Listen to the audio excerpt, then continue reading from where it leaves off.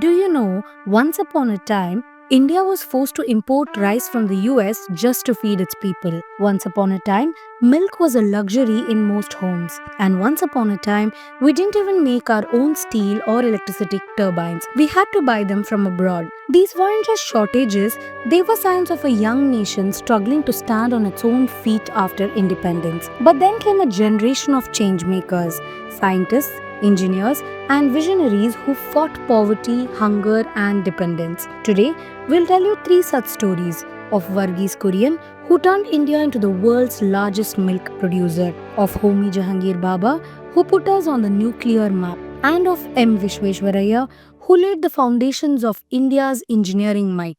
In this Independence Day series by ForumIAS, we'll tell you the stories of the people who built the India we know.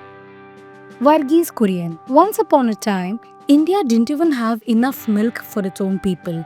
It was not because we had shortage of cows or buffaloes, but because the farmers who produced the milk were barely paid for it. Most of them were smallholders, many worked on land they didn't own, even landless laborers kept a few cattle, but middlemen and private dairies controlled the business. The milk often reached cities irregularly, sometimes watered down, often unhygienic. Consumers paid high prices, but the producers stayed poor. In 1949, a young engineer named Verghese Kurien arrived in Anand, Gujarat on a government posting. At the time, Polson, a major dairy brand, supplied milk and butter to the British Army and the Bombay Milk Scheme, and was among the very few dairies with this access. This meant farmers had no alternative buyers. Polson could dictate the purchase price and pay farmers much less than the market value. Therefore, farmers who produced the milk were underpaid and exploited. Their leader, Tribhuvan Das K. Patel and Sardar Vallabhbhai Patel,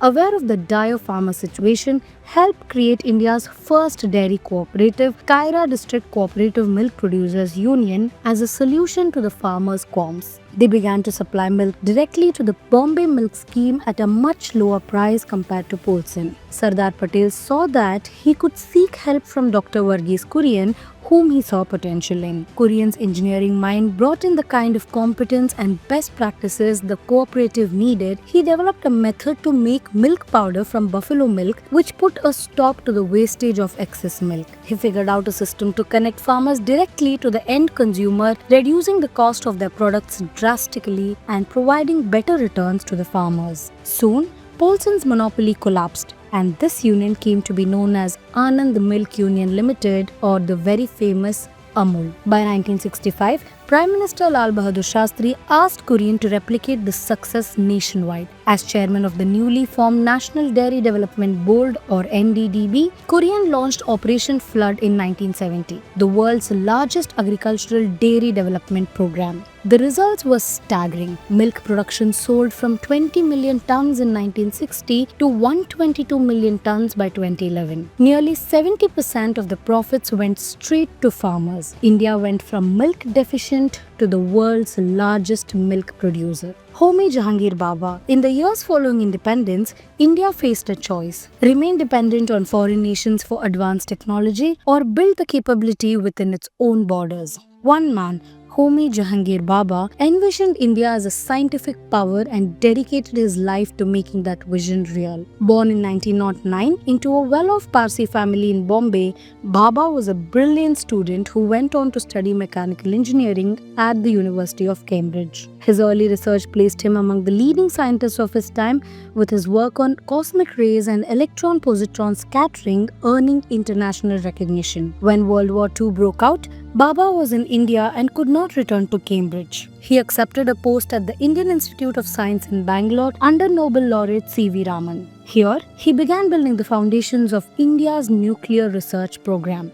Bhabha firmly believed that modern science was essential for nation building. In 1945, with the support of the Tata Trust, he established the Tata Institute of Fundamental Research, or TIFR, in Bombay, a hub for cutting-edge physics and mathematics. Just 3 years later, he convinced Prime Minister Jawaharlal Nehru of the need for a dedicated nuclear energy program, not only for defense but for peaceful purposes like power generation, medicine, and agriculture. In 1948, the Atomic Energy Commission of India was formed, with Bhabha as its first chairman. Under his leadership, India built its first nuclear reactors, Apsara, in 1956, Asia's first research reactor, followed by Cyrus and others. Tragically, in 1966, Bhabha's life was cut short in an air crash near Mont Blanc, France. But by then, he had laid the foundations for what would become one of the largest nuclear energy programs in the developing world.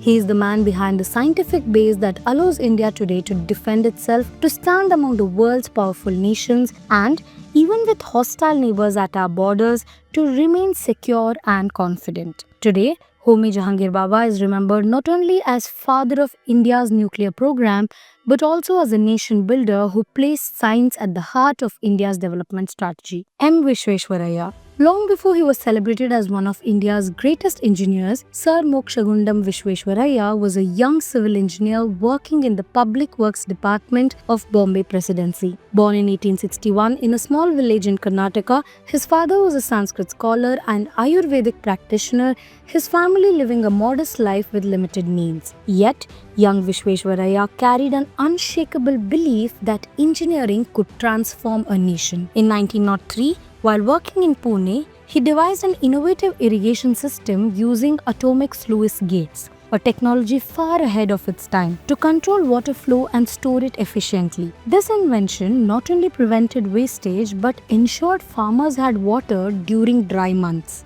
The system was soon adopted in dams and reservoirs across the country. His vision extended beyond irrigation. As the Diwan of Mysore from 1912 to 1918, he transformed the state into one of the most modern and progressive in India. He established the Mysore Iron and Steel Works, State Bank of Mysore, and several educational institutions, laying the industrial and educational foundations for generations to come. Vishweshwaraya believed that industrialization was key to India's self-reliance. He championed large-scale products like the Krishnaraja Sagar Dam, which turned the arid lands of Mandya and Karnataka fertile, becoming a lifeline for thousands of farmers. His meticulous planning and engineering foresight earned him the Bharat Ratna in 1955. He was not just an engineer, but a nation builder who used technology as a tool for social upliftment. From feeding the nation to securing it, from empowering farmers to powering industries, leaders like Verghese Kurien, Homi Bhabha, Visvesvaraya, and countless others laid the solid foundations upon which we have built India since 1947. This independence,